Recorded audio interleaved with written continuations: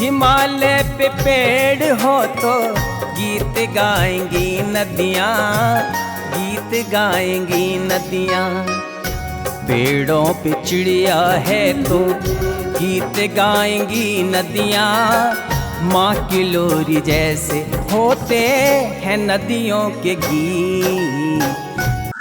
जय हिमालय, जय भारत।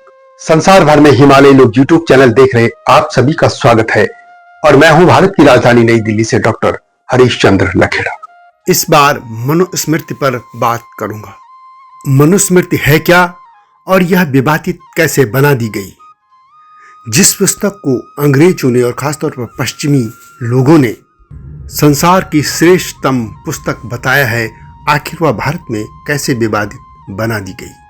मैं तथ्य आपके सामने रखूंगा और तय आपको करना है कि मनुस्मृति विवादित पुस्तक है या श्रेष्ठ सामाजिक धार्मिक पुस्तक। जैसा कि नाम से ये मनुस्मृति यानी मनु के स्मरण से जो चीज लिखी गई है। पहले तो ये बता दूं कि मनु कौन है।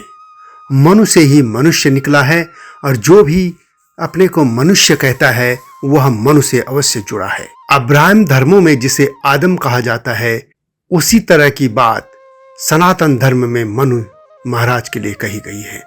मनु माने मनन करने वाला, जबकि आदम एक आदि मानव तो कह सकते हैं।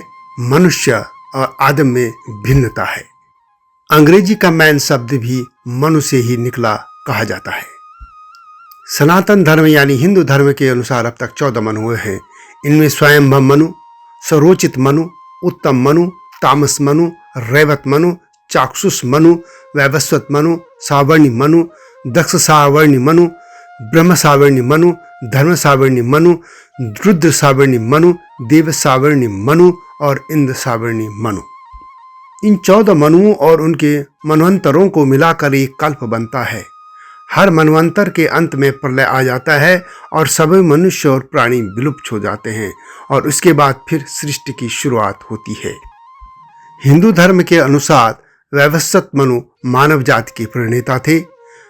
वर्तमान काल में वैवस्वत मनवंतर चल रहा है। वैवस्वत मनु को श्रद्धादेव या सत्यव्रत के भी नाम से जाना जाता है। माना जाता है कि मनुस्मृति की यह स्मृति स्वयंभुव मनु द्वारा रचित है। मनुस्मृति को मानव समाज का प्रथम संविधान कहा जाता है। यह न्याय व्यवस्था भी है और यह वेदों के अनुकूल है। वेदों की कानून व्यवस्था अथवा न्याय व्यवस्था को कर्तव्य व्यवस्था कहा गया है। मनुस्मृति में जो भी धर्म की बात होती है यानी वो कर्तव्य की बात कही गई है। वैदिक दर्शन में संविधान या कानून का नाम ही धर्मशास्त्र है। महर्षि मनु कहते हैं कि धर्मो रक्षति रक्षितः, अर्थात जो धर्म की रक्षा करता है धर्म उसकी रक्षा करता है। यानी जो अपने कर्तव्यों का निर्वहन करता है वही कर्तव्य उसकी भी रक्षा करते हैं। यह भी कह सकते हैं आज के समय में कि कानून की जो रक्षा करता है कानून उसकी रक्षा करता है। इसके लिए अनिवार्य है कि सभी लोग कानून की रक्षा करें, उसका पालन करें। इसीलिए महर्षि मनु ने कर्तव्य पालन पर सर्वाधिक बल दिया है, जोर दिया है। उसी कर्तव्य शास्त्र का नाम मानव धर्मशास्त्र या मनुस्मृति है। अंग्रेजों के कालखंड के बाद जब भारत आजाद हुआ तो इस धार्मिक ग्रंथ को विवादित बनाने की कोशिश की गई और इसमें यह कहा गया कि यह दलितों और महिलाओं के खिलाफ है। लेकिन मैं 2 श्लोक आपके सामने रखूंगा। मनुस्मृति कहती है कि यत् नार्यस्त पूजन्ते रमन्ते तत्र देवता, यानी जहां पर स्त्रियों की पूजा होती है वहां देवता निवास करते हैं। यह श्लोक आगे भी है जिसका अर्थ है कि जहां स्त्रियों की पूजा नहीं होती है, उनका सम्मान नहीं होता है, वहां किए गए समस्त अच्छे कार्य निष्फल हो जाते हैं। दूसरी बात साफ कह दें कि मनुस्मृति में वर्ण व्यवस्था की तो बात है। 4 वर्ण हैं, 4 आश्रम हैं, लेकिन कहीं पर भी जाति का कोई उल्लेख नहीं है। मनुस्मृति जाति की बात करती ही नहीं है। और वर्ण व्यवस्था में महर्षि मनु ने कहा है जन्मना जायते शूद्रः कर्मणा द्विज उच्यते, अर्थात जन्म से सभी शूद्र होते हैं और कर्म से ही वे ब्राह्मण, क्षत्रिय, वैश्य और शूद्र बनते हैं। अब एक बात समझ लीजिए, यह दोनों ही श्लोक वेदों के आधार पर हैं। महर्षि मनु ने जाति के आधार पर कोई व्यवस्था नहीं बनाई, वर्ण व्यवस्था जाति के आधार पर बिल्कुल नहीं बनाई। मनुस्मृति में जो विवादित श्लोक हैं, चाहे वो शूद्रों के लिए हैं या महिलाओं के लिए, वास्तव में वे प्रक्षेप हुए हैं, यानी मिलावट कर दी गई है। ये समझ लीजिए कि यदि हम आज की बात करें कि आज के संदर्भ में ले, जैसे संविधान को संविधान निर्माताओं ने बनाया था, बाद में उसमें कई संशोधन किए गए, यहाँ तक कि इमरजेंसी का भी प्रयोग इस देश में किया गया था। अब हम ये कैसे कह सकते हैं कि संविधान निर्माताओं ने यह सब कुछ किया था? यह तो बाद में संशोधन किए गए। उसी तरीके से जब भारत में श्रवण व्यवस्था थी, श्रवण यानी सुनने से स्मृतियों में बातें होती थी, गुरु शिष्य परंपरा में आगे बढ़ती थी ये बातें, तो उसी दौरान लोगों ने अपने मन मर्जी से बहुत सी चीजें इसमें जोड़ दी थी और इस मिलावट को दूर करने का काम आर्य समाज की तरफ से किया गया था। यह सराहनीय कार्य था। स्वामी दयानंद सरस्वती ने इसकी पहल की थी। अधिकतर लोग इसके ही पक्षधर हैं कि जितनी भी ये चीजें विवादित हैं, चाहे ब्राह्मणों को उसमें अधिक अधिकार देने की बात हो या शूद्र के लिए कटु बातें कही गई हैं या महिलाओं को बंधन में रखने की बात की गई है, ये सभी की सभी बाद में ये चीजें जोड़ दी गई। ये फर्जी तरीके से मिलावट मनुस्मृति में कर दी गई थी। इसका आधार दो श्लोक जो मैंने पहले कहे, जो ये कह सकते हैं कि जन्म से कोई ब्राह्मण नहीं होता है, वो बाद में कैसे जन्म की बात कर दे कि जन्म से सब कुछ जातियां जैसी बातें हो सकती हैं। इसी तरह से नारियों के सम्मान के लिए जो बातें कह दी, वह उनको फिर बंधन में रखने की बात कैसे सोच सकता है। ये सत्य है कि इसमें बाद में मिलावट कर दी गई थी। और जब भारत आजाद हुआ तो एक खास विचारधारा ने कई शब्द गढ़ दिए मनुवाद तरीके से। और बाद में आजादी के बाद जब राजनीतिक पार्टियां कुकुरमुत्तों की तरह उगाई, वे अपनी सत्ता पाने के लिए सब काम धाम करने लगी, यानी साम दाम दंड भेद, तो उन्होंने इस चीज को बढ़ावा दिया। मनुस्मृति वास्तव में एक धार्मिक ग्रंथ है। इसमें धर्म और राजनीति के बारे में भी बताया गया है, मनुष्य के कर्तव्यों के बारे में भी बताया गया है, समाज कैसे चले, समाज का संचालन कैसे हो, इसकी भी व्यवस्था दी गई है। माना जाता है कि इसके श्लोकों की संख्या 1 लाख तक ही, लेकिन धीरे धीरे यह संख्या कम हो गई। मौजूदा समय में इसमें 2694 श्लोक ही प्रमाणिक रूप से उपलब्ध हैं। इसमें 12 अध्याय हैं। इसमें सृष्टि का उत्थान, हिंदू संस्कार विधि, श्राद्ध विधि व्यवस्था, अलग अलग आश्रम की व्यवस्था, विवाह संबंधी नियम और महिलाओं आदि के लिए नियम बताए गए हैं। इसके पहले अध्याय में सृष्टि की उत्पत्ति और प्रलय की बात कही गई है। दूसरा अध्याय आर्यवर्त की सीमा, जलवायु, 16 संस्कार आदि का उल्लेख किया गया है इसमें। तीसरे अध्याय में गृहस्थ आश्रम में प्रवेश, 8 तरह के विवाह, कन्या की पवित्र, श्राद्ध आदि के बारे में बताया गया है। चौथे अध्याय में गृहस्थ के नियम, दान आदि के बारे में उल्लेख किया गया है।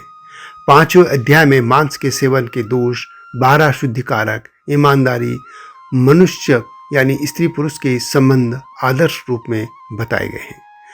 6ठे अध्याय में वानप्रस्थ के नियमों के बारे में बताया गया है। 7वें अध्याय में राजा के धर्म, दंड, मंत्रियों के परामर्श आदि की जानकारी दी गई है। 8वें अध्याय में राजा के विवाद निपटाने के तरीकों का उल्लेख किया गया है। 9वें अध्याय में स्त्री के पुरुष के कर्तव्य, अधिकार, पिता का उत्तराधिकारी आदि के बारे में वर्णन है। 10वें अध्याय में चारों वर्णों के कर्तव्यों के बारे में लिखा गया है। 11वां अध्याय गोवध, मांस सेवन और अन्य पापों के बारे में लिखा गया है। और 16वां अध्याय में स्वर्ग लाभ, नरक प्राप्ति आदि के बारे में उल्लेख है। यानी इसमें 4 वर्णों की बात है और 4 आश्रमों की बात है। एक और बात इसमें विवादित कही जाती है कि इसमें एक श्लोक है जिसके अनुसार ब्राह्मण का जन्म ब्रह्मा जी के मुख से, क्षत्रियों का बाहों से और वैश्य का उदर यानी पेट से और पांव से शूद्र का हुआ है। अब ये तो कोई भी व्यक्ति मान सकता है कि यह प्रकृति के नियमों के खिलाफ है, ऐसा हो नहीं सकता है। लेकिन आपने देखा होगा कि हिंदू दर्शन में, वैदिक दर्शन में बातें संकेत से कहने की एक प्रथा सी है, प्रचलन है। सभी जानते हैं कि ऐसा कभी हो नहीं सकता। जैसे मैंने पहले भी कहा, प्रकृति के नियम ऐसे नहीं हैं। वास्तव में यह एक संकेत मात्र है। यह एक कहने की बात है कि वर्ण व्यवस्था में ये कहा गया था कि जो पढ़ने लिखने या बुद्धि का काम करेगा वो ब्राह्मण। और यदि हम बात करें तो हमारा जो पूरा का पूरा ब्रेन है वो सिर है, और सिर यानी मुख मंडल जो है, पूरा मंडल, मुख का मतलब पूरा ब्रेन, सिर का जो भाग है वही है। और यदि उस पर कभी शरीर पर हमला होता है तो सबसे पहले रक्षा के लिए हाथ ही आगे आते हैं, और हाथ यानी हमारे शरीर की जो रक्षा करते हैं वो क्षत्रिय का काम करते हैं। तो इसीलिए कहा गया कि बाहों से क्षत्रिय, क्योंकि यदि आप कहीं भी देखिए कि मनुष्य पर जैसे भी वो कहीं हमला हो या वो गिरे तो हाथ पहले सहायता के लिए आते हैं। तीसरी बात होती है कि पेट यदि भरा होगा तभी मनुष्य को जीवन वो चल पाएगा, उदर यानी पेट। तो पेट का रक्षक कौन होगा? जो वैश्य समाज करता है, यानी जो अन्न की व्यवस्था करे, सब कुछ करे। और इसके बाद होता है पांव यानी कर्म। पांव चलेंगे, जीवन गतिमान होगा तो चलेंगे, जीवन भी चलेगा, मनुष्य भी चलेगा, समाज भी चलेगा। तो इस तरीके से ये विभाजन किया गया था, एक संकेत मात्र था। और आज भी यदि देखें तो यह बात संकेत में भी हम कहें तो आज भी तो ऐसा ही है। मनुष्य का शरीर उसी तरीके से चलता है। लेकिन यदि आप शाब्दिक अर्थ इसका ले लेंगे तो यह तो बहुत गड़बड़ हो जाएगा, और हुआ ही यही है। अंत में एक बात फिर कह दूं, मनुस्मृति वैदिक धर्म और मानव जाति का प्राचीन धर्मशास्त्र व प्रथम विधान यानी स्मृति है। सन 1776 में अंग्रेजी में अनुवाद करने वाले पहले संस्कृत ग्रंथों में से एक था। ब्रिटिश फिलोजिस्ट सर विलियम जोन्स द्वारा ब्रिटिश औपनिवेशिक सरकार के लिए हिंदू कानून का निर्माण करने के लिए इसी का प्रयोग किया गया था। मनुस्मृति की गणना विश्व के ऐसे ग्रंथों में की जाती है जिससे मानव ने वैयक्तिक आचरण और समाज रचना के लिए प्रेरणा प्राप्त की।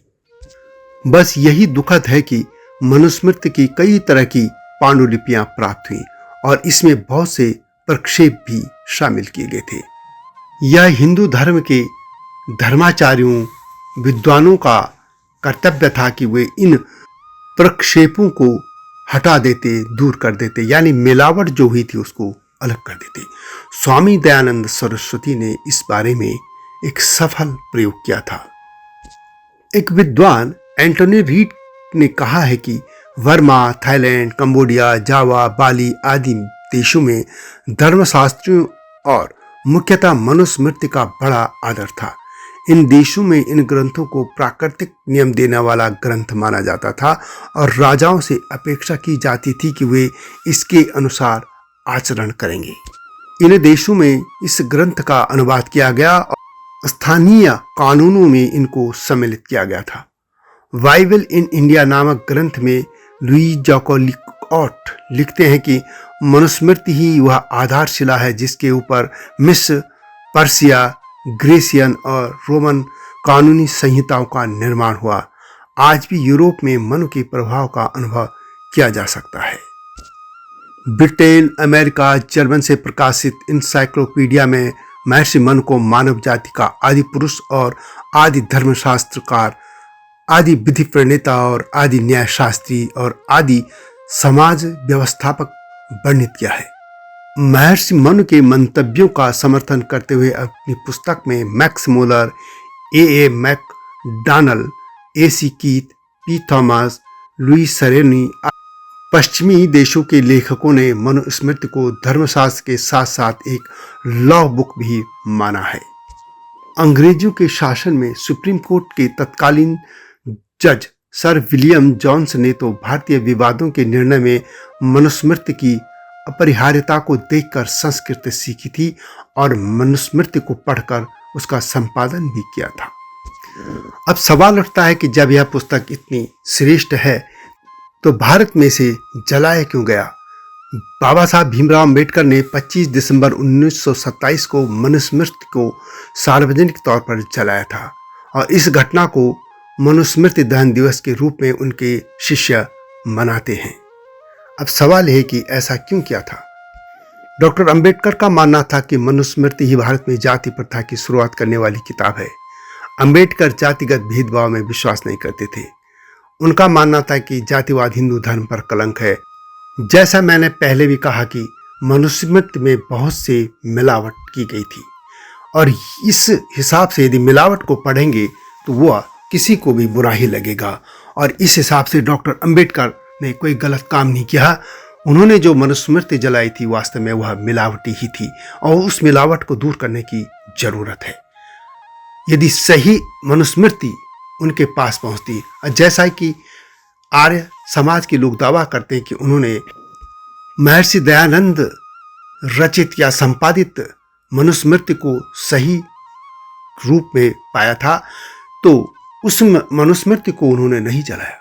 उन्होंने उस मनुस्मृति को जलाया जो वास्तव में मिलावट से भरी है। इस मिलावट को दूर करने की जिम्मेदारी या उनका कर्तव्य भारत के हिंदू समाज के वैदिक धर्म के जो भी साधु संत हैं या जो भी विद्वान हैं, उनका कर्तव्य है कि इसी मिलावट को दूर करें। क्योंकि मनुस्मृति में तो कहीं भी अछूत शब्द है ही नहीं। मनुस्मृति जो असली मनुस्मृति की मैं बात करूं, जो वेदों पर आधारित है, इसका प्रमाण है कि जो वेदों के कथन पर चलती है वह मनुस्मृति कहीं भी भेदभाव नहीं करती। वो कहती है कि जन्म से कोई ब्राह्मण नहीं होता, जो नारियों को देवियों की तरह पूजने की बात करती है। उस मनुस्मृति का स्वागत किया जाना चाहिए, लेकिन मिलावट वाली मनुस्मृति को संपादित किए जाने की जरूरत है।